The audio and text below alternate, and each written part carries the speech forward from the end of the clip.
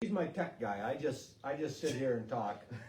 Just sit there and talk. That's the easy part. That's what I figure. Yeah. I can handle that part. We're so high tech, it's not even funny. People laugh if they see our operation, but Well, that's they all right. do. Well, they do now, yeah.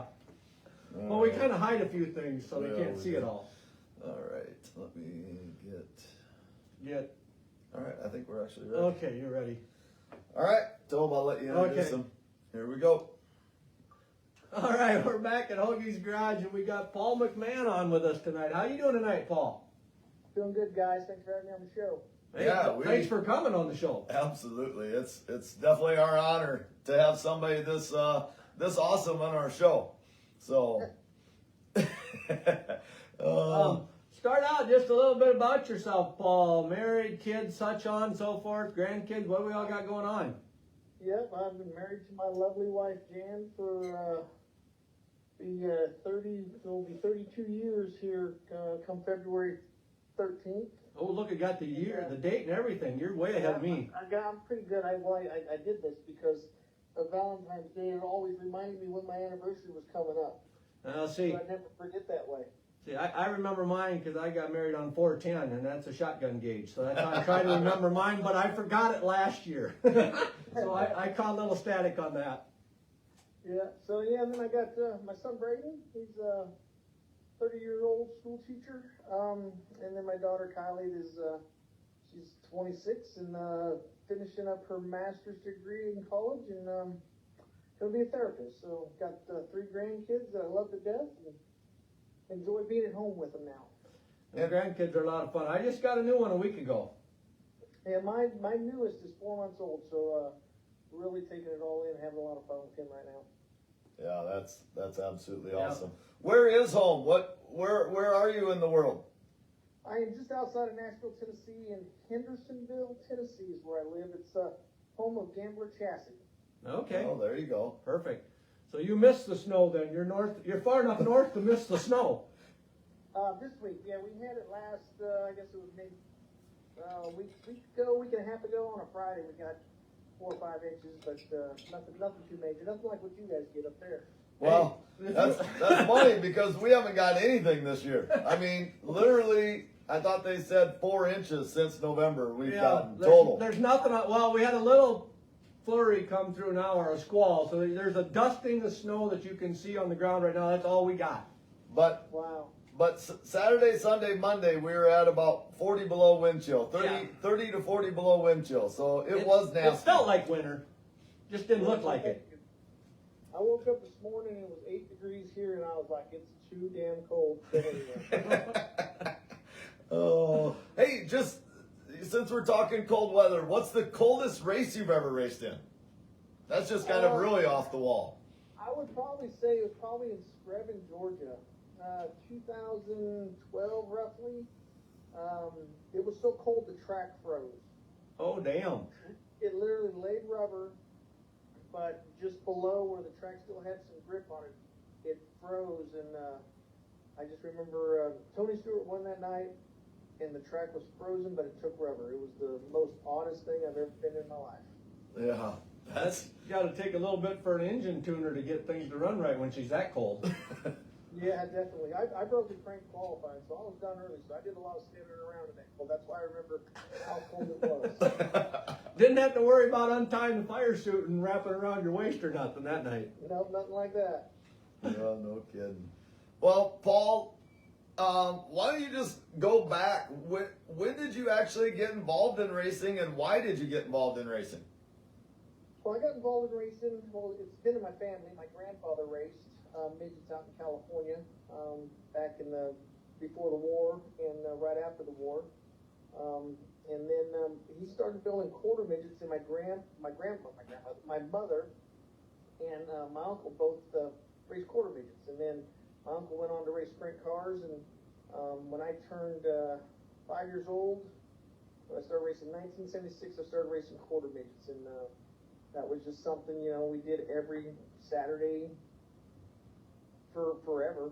Traveled up and down the state of California, and then every so often we would travel out to go to the nationals in different states, and just it was born and bred in me. It was, something that was, people got football players and baseball players. It was racing for us. That was the only thing we knew, and that's what we did every Saturday as a family from the time from before I can remember, because my brother started racing before me, until here just recently.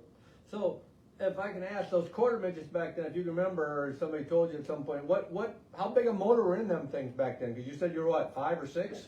Yeah, they were just a single cylinder Continental motor. They probably ran, I would say max at the time, at that age, within 35 miles an hour. Okay.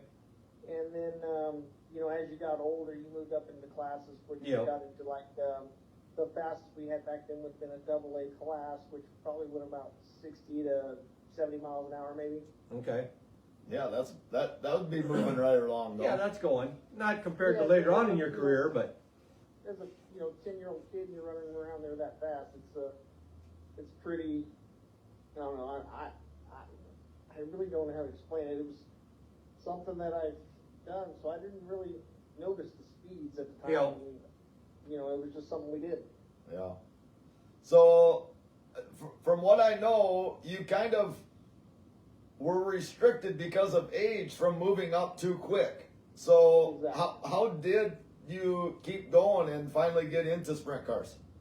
Well, so when I turned 16, you couldn't race in the state of California until you were 16 years old. So we didn't have the luxury of moving out of state to go to further my career at the time. And so my dad already had a sprint car. My dad got his first sprint car in 1982, I believe it was. And my brother started racing not long after that. And then I turned 16. Well, I turned 16 in December. So February of '87, I ran my last quarter midget race. In March of '87, I ran my first sprint car race with the World of Outlaws. That was my very first race I ever did. Was at Silver Dollar Speedway with World of Outlaws at Mini Gold Cup. So it was a big transition from 1 cylinder to 8 cylinders. Was a little transition for me, but A little? I was just able to move up because my brother actually got a ride with somebody. The year I got turned 16, my brother started driving for a guy named Bill Deschamps, and that left the family car open so I can go drive. So, things aligned for me that gave me the opportunity to start racing when I was 16. Hold on. Okay. So, first of all, sprint car guys, most of them, they've been hit in the head a few times. And I know Paul's had his fair share of concussions. But these guys can remember every freaking detail. I know, it just about blows my every mind. single thing. So I'm super impressed with that, Paul. But Well, I can remember things long ago. My short-term memory from my last crash, I have a hard time. Sometimes I got to be reminded of things. So if I will start to stutter and try to remember things. And sometimes I just can't remember. Hey, that's all right. I can't remember we crap can't remember anytime. anything. So So we're just happy we can remember we're talking to Paul McMahan. I wrote the name down so I wouldn't screw it up. But you're probably the 3rd or 4th guy that said his first race in a 410 was with the World of Outlaws. Now, what makes a person want to do that? I mean, you jump in with the best right away. That's, got to be a little bit on the scary side, or nerves, or humbling at least, I would say, when you get done. It was definitely nerve-wracking, but I only could race in 2 racetracks in the state of California when I turned 16. And Silver Dollar Speedway was one, and Placerville Speedway was the other. So when we had the opportunity to go do it, we just it's just a race, just to go get some laps. We weren't thinking, it was the World of Outlaws. We were just thinking I can go hot lap, qualify, maybe run a heat race in a B main and be done for the night. And so we went and did it. It was just one of those. Because micros, everybody goes micro racing now or go kart racing.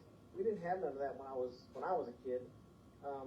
Midgets weren't an option because they were all Southern California stuff. So that was 6-7 hours away from home. So we went sprint car racing. It was, like I said, I could race at Silver Dollar Speedway. So Dad said, "Hey, let's go to Mini Gold Cup." So there we went, and I remember hot lapping, thinking I was hauling ass, and I believe it was Mark Kinzer drove by me, and scared the living crap out of me. Well, I would imagine it seemed damn fast when you went from a 1-cylinder to a V8, you know. Yeah. Oh, I can't imagine the transition in speed there. But I got to ask, but they had a ton of tracks in California back in the day, and they still got quite a few. But why only 2 were you allowed to race at? Were there different rules for different tracks or sanctioning bodies, or? Well, we had the Northern Auto Racing Club, which was the only sanctioning body that we had in California. You had to be 18 to run with them. And then most of the racetracks didn't have a weekly series besides Chico and Placerville. So Chico ran Friday nights, Placerville ran on Saturdays. They had the same promoter for both racetracks. That's why we were able to go there. Okay. They wouldn't let me run. I wasn't ready for Calistoga, but you had to be 18 to run at Calistoga, Bayland. Most every racetrack in the state of California, you had to be 18 to race. So, we found that those 2 places, which ended up being, Chico was only about an hour and a half from home, and Placerville was less than an hour from us. So it worked out good for us to go cut my teeth in them places. So how long were you? How long did you run the family car before you started branching out or whatever?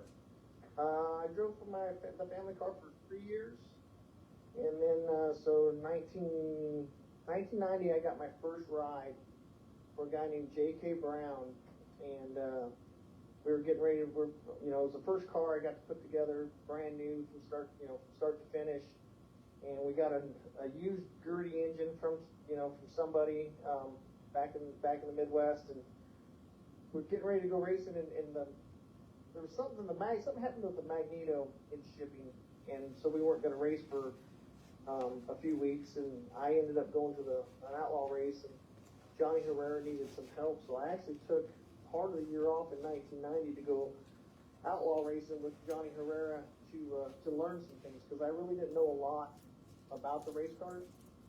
Growing up as a kid, my grandfather built our quarter midgets and maintained our quarter midgets, so all I had to do was get in and drive. And Sure. so when I was growing up with my brother, they wouldn't let me touch the race car much because it was my brother's race car. And then when I started, my brother still took care of my race car, so I never really got to do a whole lot on it and didn't know a lot about it. So I decided to take some time off, go out on the road with Johnny Herrera and Dick Gillespie, and Johnny was driving for Ron Pack in the 4 Aces car, and traveled across the United States for about 6 months, and then finally had enough of that and went back home and went racing. Well, But it was probably one of the best things I ever did. I was going to say, it's got to make a better race rider to understand the car better, I would think. Yeah, I got to where I could build it, I could square it, I could run the valves, I can do everything on the race car that a mechanic does. Where I machine parts, I can run a lathe, run a mill, and do stuff like that to lighten stuff up, and just learning how the ins and outs of how to be a race car driver and how to take care of your race car. Yep.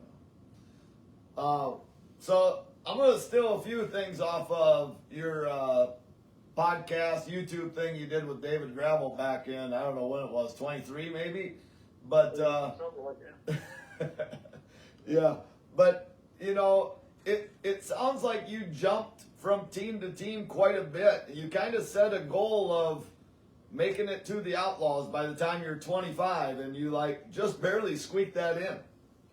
Yeah, so, when I was racing out in California, I never had a J.K. Brown deal. It kind of lasted till the end of the year, and then he was, beer budget on our caviar chase with beer budget. Oh, yeah. That type of thing. So it only lasted till the end of the year, and then he was done racing. He was, it was too expensive for him, so he was done. Then I ran for Micah CV, the Hanford Radiator car out in California, and I just drove my buddy Lee Lindgren's car and just bounced around. Whatever I could do to race, that's what I was going to do. Sometimes I got into some cars I probably shouldn't have because they weren't that good, but I wanted to race. So I did everything I possibly could to go race. And then in 1993, I was driving for my boss, Steve Tatum.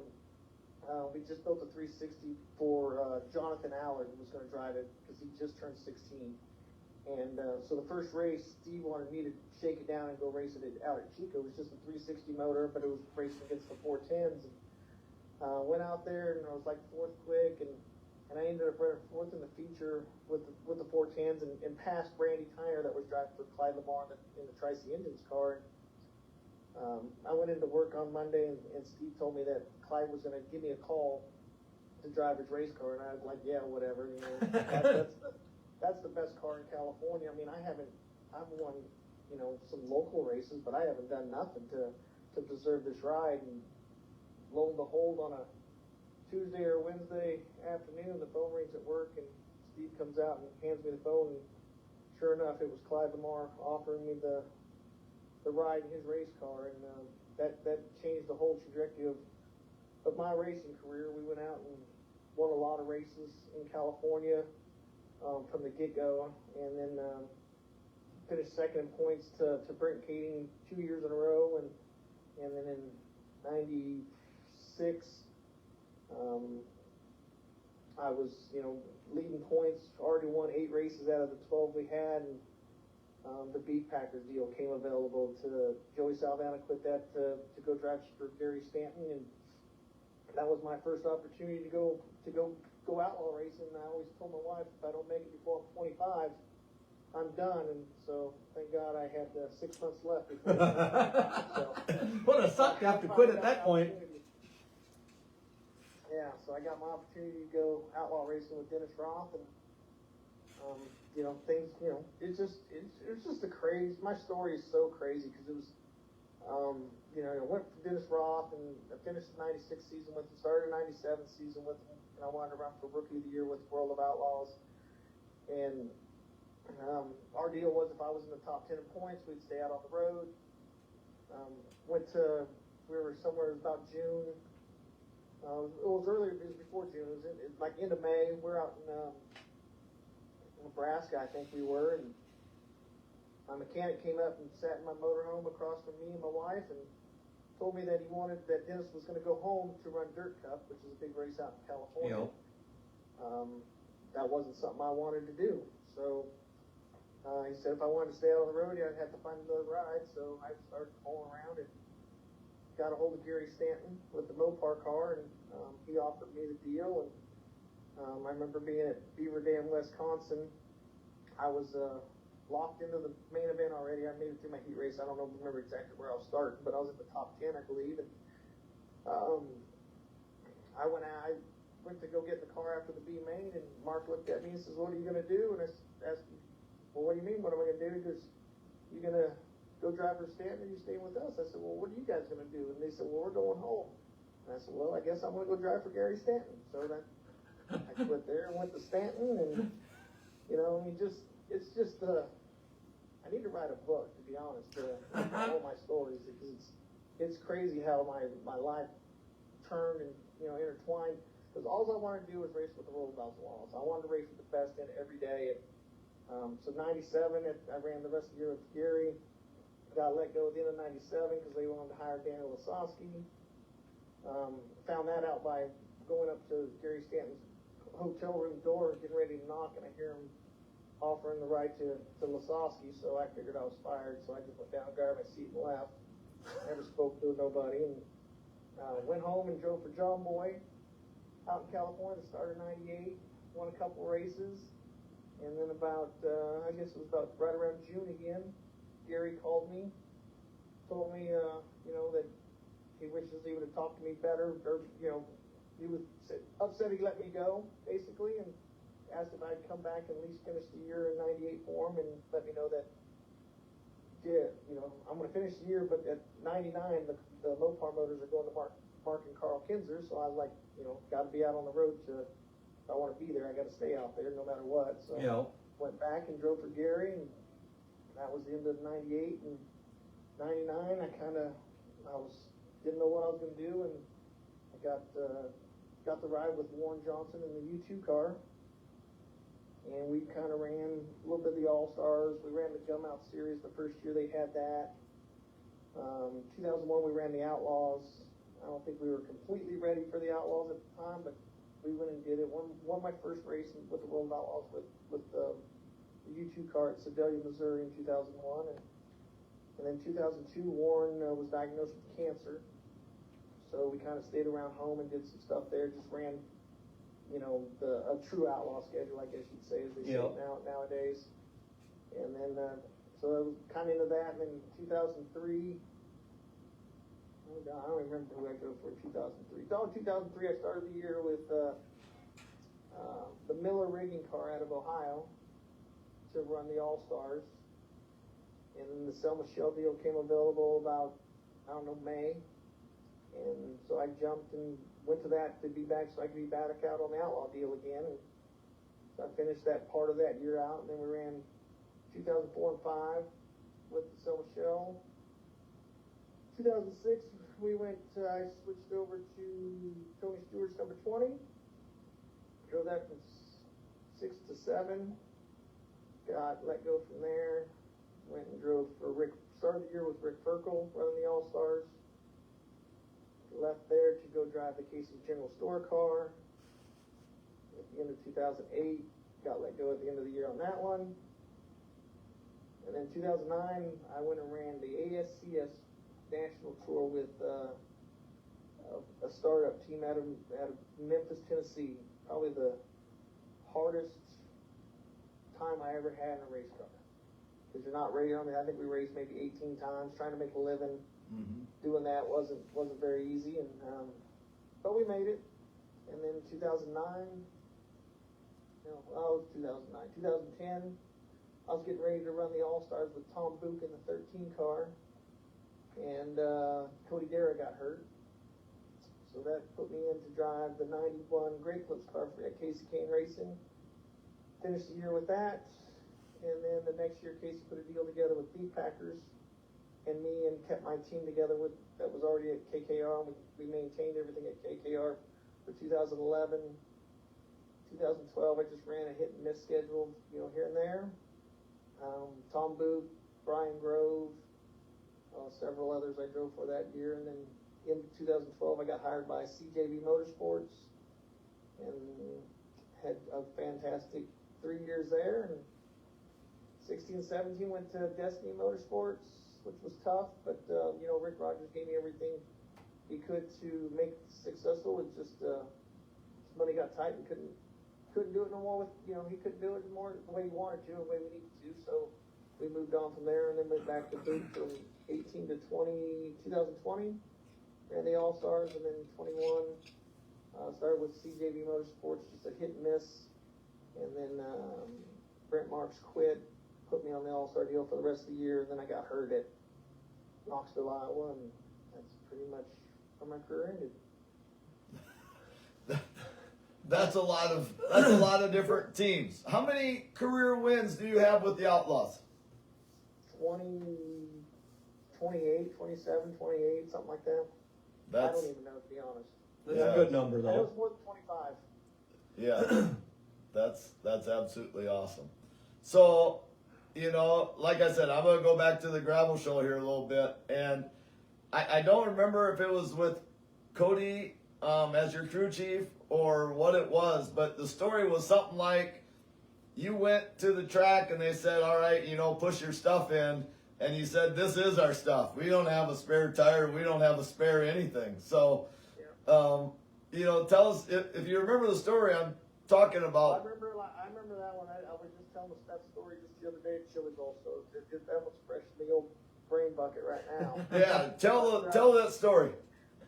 So it was 2012. I was driving for Tom Booth, doing our hit and miss stuff, and Tom's a excavator, always wears flip flops, and he grabbed some concrete and flipped it up. Well, it jumped up in the cab of the backhoe, crushed his big toe. Ow. Tom's our truck driver. So he calls me and says, I'm at the hospital. He's getting a pin put in his toe. He can't take me to the races. So he gets on Facebook and puts this ad out for a truck driver. So, you can imagine what you get when you put an ad on Facebook. If somebody wants to go racing and be a truck driver, you get everybody's, message in them back. So we get that, me and Cody get done, I go to bed, I wake up, we just have an apartment by the shop, and I wake up the next morning, I go to step out, and there's 4 people, there's 3 guys and a girl laying in the floor of the apartment. So I kind of step over top of them, walk into Tom's room, and I go, who are these people in the house? That's your truck driver. Okay. Which one? Well, I said, well, there's 4 of them. And I said, the truck only had 3 seats, so we couldn't take everybody. So the truck driver, me, Cody Jacobs, we get in the truck. The other 3 follow us in the pickup truck. Now, they drove from New Jersey to Brownstown, Pennsylvania, and now we're driving back to New York, to Rolling Wheels, New York. I don't know how different, I don't know what direction those are, but they all, New Jersey and New York, I know are in the same area. Yeah. So they drove all the way down to PA, picked up the truck and trailer, and we go off racing. Don't know these guys from Adam. So we go out and we qualify well, we win our heat race. I think we either won the dash or ran second in the dash. And we get ready to go out for the main event. They push us out there, and I looked at Cody and the guys, and they're like, oh, we got spares. Listen, we have no spares, guys. If we get a flat, we're done. We don't have nothing. I said, go up in the stands, have a beer. I'll see you after the races. Well, we went out and won the damn thing. So I come across, I get on the scales, and Carlton Reamer says, all right, have your guys push you to victory lane. I go, I don't have no 4-wheeler. I don't have nothing. I don't have no guys. My guys they wouldn't let my guys across the track to come to me because they're like, I'm sure the flag band's going, yeah, sure, you're part of that team. Everybody else is in the infield, and you guys are out here. And so finally, another team pushed me to victory lane, and I remember the guy that drove our truck, and I can't remember his name, but I remember him coming down, and we're standing there getting our pictures taken. He goes, I'm finally going to be in area auto racing news. And I just thought that was the most funniest thing. But then I was like, man, this guy, he just come to the races, and he's like, now he's in World of Outlaw Victory Lane with, he could say he was a World of Outlaw crew feature winner. Most of us can't say that. No. You know what I mean? It's just crazy. And then the best part of it, that's not even the best part of the story. The best part is when we were leaving, me and Cody, we've been, we won the feature. We ain't driving home. We're having a few adult beverages, having a good time, and we forgot to strap the toolbox down with the trailer. Oops. So we got going down the road, and all of a sudden, the guys that are following us tell us we just ran over a toolbox, and I'm like, I would notice if we hit a toolbox.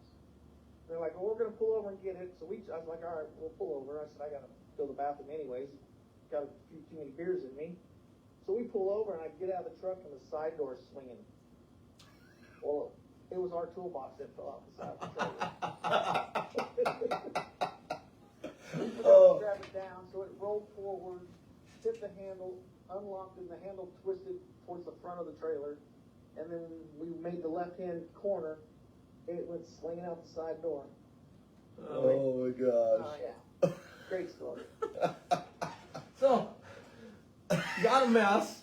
Loaded it back. Did you put it back in the trailer then, I'm assuming, or did you leave it in the back of their pickup? We didn't do nothing. The 2 guys actually put it in the back of the pickup truck, and I still to this day don't know how they got it in the back of the pickup truck because it wasn't a little toolbox. Oh, no. But it landed flat on its back, drawer side sticking straight up, so the drawers always stayed closed, hit the K-rail, and I had to take a zip wheel and cut the sides out and get the tools out of it the next day. But never lost any tools. Never lost one tool. That's amazing. Not a one. Now I can't find my tools in my garage half the time, let alone if they fall out on the highway. Oh. Yeah, got lucky there. Yeah, absolutely. So, go ahead. Do you have, we love talking to the guys that we call them legends, the guys that are now retired that, were absolutely a huge part of sprint car racing. So, and you maybe don't feel that old yet, but anyhow, is there a race or two that you maybe shouldn't have been racing? I mean, we've talked to guys that they didn't have a floor plate and they still raced. Somebody's car was Keith on Kaufman's fire. car was on fire. He melted his tear off to his visor. You know, and he kept racing. I'm just curious. Do you have any stories like that? We don't want to say crazy or stupid, but did you do something like that ever? I did something, well, yeah, very stupid. I crashed up in Washington, Skagit, Washington on a Saturday. Had a concussion, got knocked out, the whole 9 yards. And we had to race Monday at Elma, Washington. And I couldn't see. Like, I could see, but I couldn't focus. Okay. So I raced and led for 29 and a half laps and got past on the last lap. But do not remember half the race. Oh my gosh. You know, I should not have been in a race car. But I mean, I always, you know, after my last concussion, you kind of, after you have a few of them, you start to realize that how messed up you are. I always say you got to somebody's got to protect us drivers from ourselves because we ain't very smart. Yeah. the desire to race overcomes the logic of not doing it, or something you could say. But well, I always just, you know, I just told my daughter-in-law this the other day. I was sick a couple weeks ago, and she's like, "I can't believe you didn't take a day off work." And I said, "Sweetheart, we don't have sick days in racing. There's we don't race, you don't get paid." So yeah, we had to figure out how to go, and you know, I ran with a broken neck, a fractured neck. I got a phone call after I crashed at Eldora, and I got a phone call I was at Knoxville, and they told me I had to go to the emergency room ASAP. So I went there, and they told me I had a fractured neck. Still raced. Ran 7th at Knoxville Nationals. You know, I mean, it's just stupid stuff we do. I can't ever remember anything because I've had several concussions too myself, so that's my excuse. But who was it had a detached retina? I think that was Steve Ballinger. Steve Ballinger. Detached his retina on like a Friday. Went to see his doctor, I think, Saturday morning or something. Went and raced Saturday night and won the race at Hartford. The doctor sees him in the post-race interview or something, calls him the following morning and was not being friendly with him as to why he was racing with a detached retina. Wow. Yeah, I don't know about that one. I got a partially detached retina, but mine's still there. I still see Kind of. Well, mine detached. I only had half my one eye was blind. No. Couldn't see out of the top half, but it's weird. But yeah, so it's just something about racing. Like you said, it gets in your blood, and it's an addiction.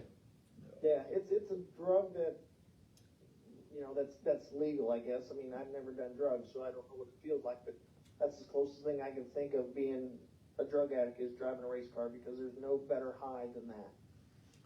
The closest we get is going and watching. What was it at the Chili Bowl? I mean, it doesn't get any better. Well, they had an 85-year-old grandma from California rode in the two-seater at the Chili Bowl this year. Oh, really? Yeah, and I sometimes wonder if I'm brave enough to do it now, but then you see her do that, and I'm like, the option comes up sometime, we're going to almost have to do it. Yeah, absolutely. Yeah. It's, I mean, that two-seater there, that mini sprint they got rolling around, that guy makes some good laps. I mean, he gives you one hell of a ride, I know that. I would never get in it because no one's riding me around. I'm going to ride myself. I raced. Yeah, that's something you ever get a chance to do. I think you got to do just to experience what what you always been watching, just to experience a little bit of it. Absolutely. Yeah, and the speed sensation.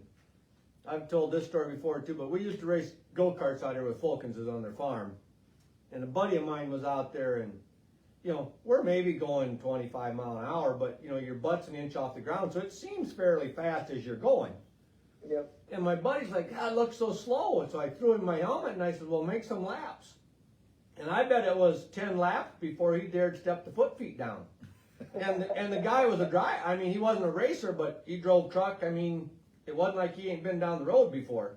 But it's altogether different when you're sitting in it versus watching. Yeah, definitely. And I ain't brave enough to get behind the steering wheel, I can tell you that.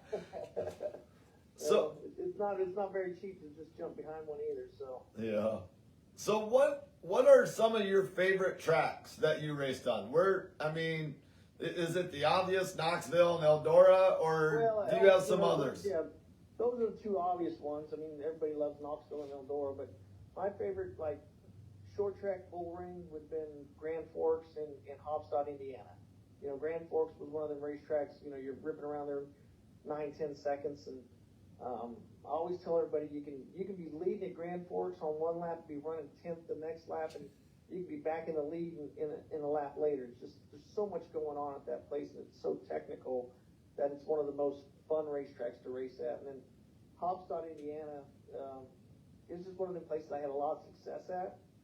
And just, it was the same type of thing. You had to be very technical, had a big cushion on it, but if you ran the bottom, it was very tough to do, and always fun. But those are the two. The bull rings are more fun than the big, you know, the big half miles. I mean, the half miles are, you know, those pay the bills because that's where the big money's made at. Yeah. But the little quarter miles are more fun to race on than any racetrack in the country. Well, they're a lot more fun for us to watch. I ain't gonna lie to you. A lot more going on. You know, Huset's is in our back door here, and we absolutely love it. I mean, there's so much passing going on, and it's you're in lap traffic in 3-4 laps, you know. Yeah, So. 3-4 laps, you're in lap traffic. Houston's another fun racetrack that you go to. I haven't been there since Todd's taken over, I don't think. You know, it's been a little bit since I've been there, but I remember going back there. It used to be so wet and sticky that it almost sucked your shoes off, you know, after the races were over. Or it could take rubber. You know, you just never knew what you're going to get. Yep. It's still a little bit that way. Is it? Yep. Yeah, but it's an amazing facility. Todd Queering has it to be one of the best there is. So. And the fans there are just unbelievable. I know, like, every outlaw show that we'd ever go there, the T-shirt sales were unbelievable. I mean, for, you know, me, I'm nobody, and I'm selling, you know, $2,000, $3,000 worth. You know, and that's a lot for me back then when I first started. Yeah. And I was a nobody going in there. You sell $2,000, $3,000 worth of T-shirts because the fans just there's so many, but they just love racing, and then that's one of the coolest things about Huset's. Well, they show the pits afterwards. They'll take drone photos of the pits afterwards, you know, and they got the trailers backed up to each other, just with the blacktop down the middle now, and you damn near can't walk through it. Yeah. There's so many. Yeah. Everybody goes out there. It seems like that's the track. Yeah. Yeah, I only got one bad memory of Houston Speedway. Someone got in my trailer and stole my uniform. That was the only bad memory I ever had that I got from Houston's. Oh, well, some that's jackass. some bitch. Let's take care of him. Let's find out who that is. That ain't even nice. Must have been somebody driving by and took the opportunity, because I wouldn't think a true race fan wouldn't do that. It must have been. It's definitely not a race fan, I can tell you that. Yeah, it must have been somebody from Nebraska or Minnesota. Definitely not South Dakota or Iowa. Let's not get ourselves in trouble here, bud. Oh, shoot. So what are you doing nowadays? Are you helping out any other race teams, or are you completely retired, or what's Paul doing?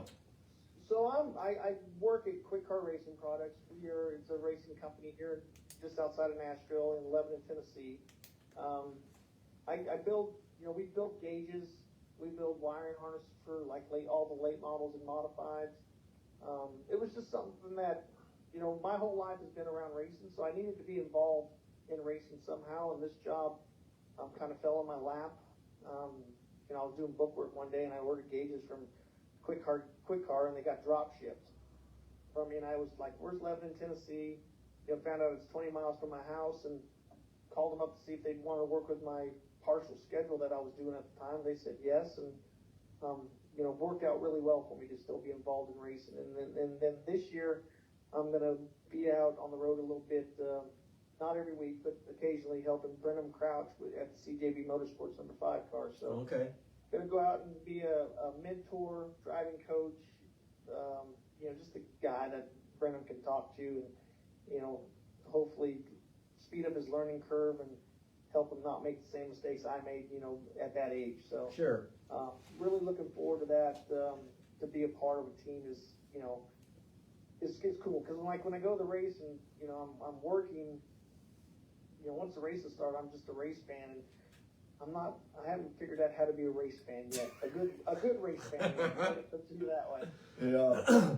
Yeah, well, you know, it seems like some of you guys are starting to do that. We saw Danny Lazowski with Well, he's been with several guys. Yeah, but you know, so I mean, as a driver, that, you know, to be able to come off of a race and to be able to watch film or something and at least talk to somebody about, oh, you could have done this, or you see how the car is here, you know, it has to help. I think so. I mean, I went out last year and helped a buddy of mine out through the West Coast and had a young kid with Landon Brooks driving. Yep. And to have him sit there and listen, you know, I talked to him, and he, you know, actually feels like, you know, I talk to him and tell him what I see and what he needs to do and what the track's doing, and then to watch him go do it, and then he, you know, comes in and he's explaining to me what he felt, and it's like, you know, that it makes you feel good because, you know, you have so much.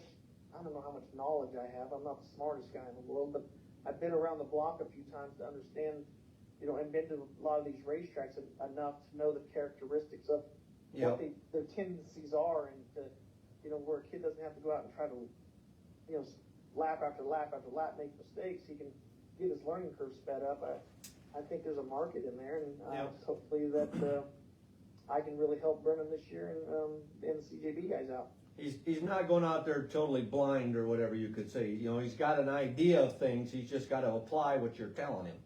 Yeah, I mean, I can't drive the car for him, but I can explain to him what the track's going to do, and what it's possibly going to do. I'm not got no crystal ball, but I know the tendencies of a lot of the racetracks, so I can tell him what it usually does. Like, you know, Eldora, you can run around there around the top, but if it starts getting clean, you start seeing it black and it kind of starts dulling up. It's not that shiny, dirty stuff. That's grip, and you know, just explain things like that to these young kids that might not know will definitely help. Yeah, absolutely. So, then we stand a chance of bumping into you then. So you see a couple of yahoos come up to you, maybe that got Hoagie's garage shirts on. We'll probably stop and say hi and thank you in person. Well, please do. You bet. So. Well, we've taken up quite a bit of time, so we're gonna just get to these rapid fire questions. If there's anything that we didn't bring up, Paul, that you want to mention, please anything pops in your head, we're open. Feel free at the end here. So, what's your favorite kind of ice cream? Chocolate fudge from Baskin and Robbins. It has to be Baskin and Robbins chocolate fudge. There you go. Particular, that could be the That's first pretty one that's fussy. particular on the brand even. Cat or a dog person? I'm a dog guy. Do you have any hobbies other than racing? I do a lot of fishing and enjoy golfing. There you What go. are we fishing for most of the time? We go catfish. We got a tournament here in 3 weeks. So last year we got fifth. Gotta improve ourselves. Gotta get that adrenaline going again. What's the biggest cat you've ever caught? So it was about 60 pounds. Oh, Jesus. That's a good sign. Would you ever do that, stick your arm in? Noodling? Oh, hell no. Neither would I. There's no way. I would drown. I mean, some of the size of these catfish we catch, I mean, I think those are channel cat that they're actually pulling out with their hands, but we catch blue cats here in Nashville area, and we get the tournament that we was just in, the guy that won the biggest fish was 89 pounds. Oh. Fish, one fish. Good Jeez. Lord. Yeah. So is that lake then or river?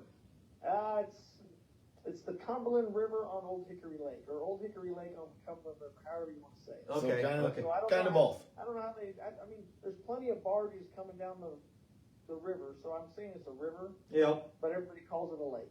Okay. She's got a dam and some. It's a locks big enough and stuff river in that it. it's a lake. Yeah. Got it. How about a favorite movie? Do you have one of them? Oh, my favorite movie is Rudy. Oh, that's a good one, That's ain't a it? good one. Yeah. I made an occasional reference to that during the game the other day. It didn't work out so well for me. No. No. Do you prefer snow or rain? Oh, they both suck, but I'd rather be in the snow. It all depends on what's going on. Yeah, I mean the rain you can't do a whole lot in because it's soaking wet, but snow you can still be outside in the snow. I mean it's Yep. Depending on what kind of snow it is. If it's light and fluffy, it's a good time. Yep. If it's freezing ice and little snowballs or little icicles, that ain't much fun either. But No. I would go with snow. If you're going to be stranded on an island, what album or what type of music would you have to have along to listen to? I don't listen to a lot lot of music. So Okay. Yeah, that's fine then. You don't have to have an answer for Then you it. just gotta listen to Hoagie's Garage podcast when you're there. You can. I drive down the road. Everybody thinks I'm strange because I drive everywhere across the United States with no music, no nothing, just in my thoughts, and that might be dangerous sometimes. Yeah. My dad was that way. Well, He used to give my brother heck if he turned the radio on in the truck when they were going over the road, because then you couldn't hear the motor. Yeah. So he had to have the window open a crack so you could hear, and weren't supposed to listen to the radio. well, I mean, I listen to it. You know, I mean, my family and everybody else listens to music, so it's not like I don't listen. I mean, I guess country music is what I would have to say, but I don't have a. yep. I couldn't name a guy. Sure. Yep, there you go. I can't remember anything anyhow. I can't. So Do you have a favorite place to go out to eat? Well, here in Nashville, it's our Casa Vieja, our Mexican restaurant. But if I was in California, it'd be Round Table or Jim Boy's Tacos. There you go. Round Table, is that more of a steak and burger Pizza joint? place. No, it's Pizza. a pizza place. Okay. Pizza joint in California. Okay. Never been to California, so ain't been there yet. I'm gonna make it to Vegas, though. I'm getting closer. How about a favorite holiday? I would say 4th of July is my favorite. Yep. Do you have a app that you use on the phone the most? Oh, I don't tweet as much as I use, or X or whatever it's called now, but I am a pretty good X stalker. I like to read everybody's, especially after the races, all the bitching and whining and all the people that got the world figured out Yep. in auto racing. Absolutely. All them retired crew chiefs and drivers that know everything. Yeah. But they don't have balls enough to put their own name on it. So. That's right. How many speeding tickets do you think you've gotten in your lifetime? In my lifetime, oh gosh, I would say no more than 15. Oh, Enough, not but awful. not too bad. And I haven't had none since, knock on wood, since let's see, last time I had probably 2014 was the last speeding ticket I had. oh, that's a you got good a good stretch run here. going. Keep it going. Yeah. If you run into Lance Deweese sometime, ask him how many he's gotten. See what he says. That was Joey Saldana. He was the speeding ticket guy. He used to make his wife take the online classes, because he was always busy racing. Oh, she'd have to sit and watch his class for him. Maybe Joey's the one that told us he has a whole wall of them. Yeah, there was somebody said he could cover the wall in his garage with them. We can't remember who. What's the fastest you've ever gone on the highway with either you driving or you in the passenger seat? Well, I would say it's probably me driving. It was about 120, I guess. Speedometer went to 120, and I was on it the whole time. We made it from Rossburg, Oregon to Chico in like 3.5 hours, and it's a 5-hour ride. So it was a good day. Evidently didn't need no cops on that one. I didn't mean yes, thank God. It was me, Joey Saldana, and my buddy Steven Gomez. It was Steven's car, and he said that I said I'll drive, and then he sat in back. He said I'm gonna go to sleep, and he never closed his eyes because he was scared to death. For 3.5 hours. What kind of car was it? Do you remember? I want to say it was like an Infinity like a G6 or I think it was G6. Oh, Okay. man. Right, Infinity. Yep.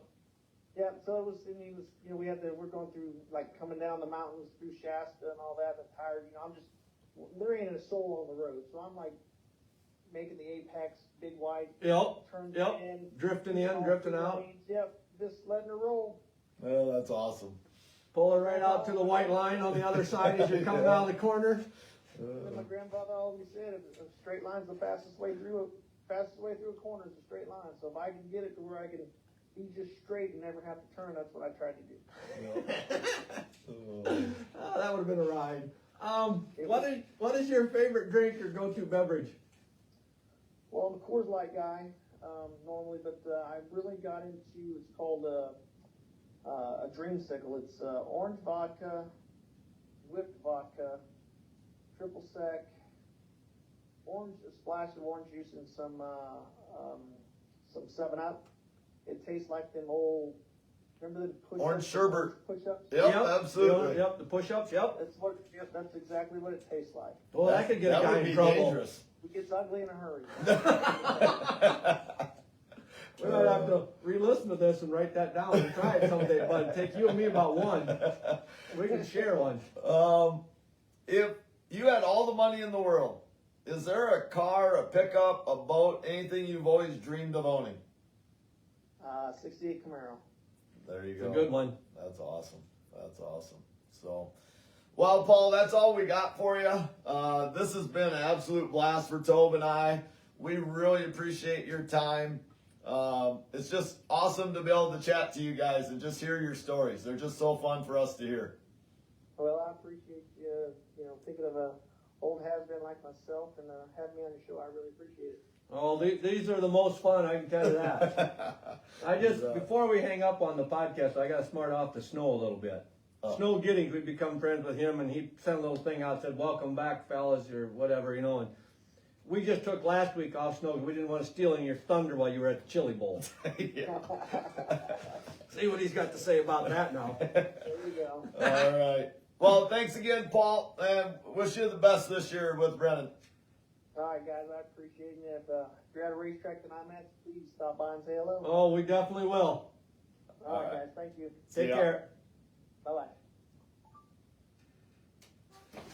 All right. Thanks so much, Paul. Thanks, man. If you ever need anything else, let me know. Oh, well, we'll hold you to that.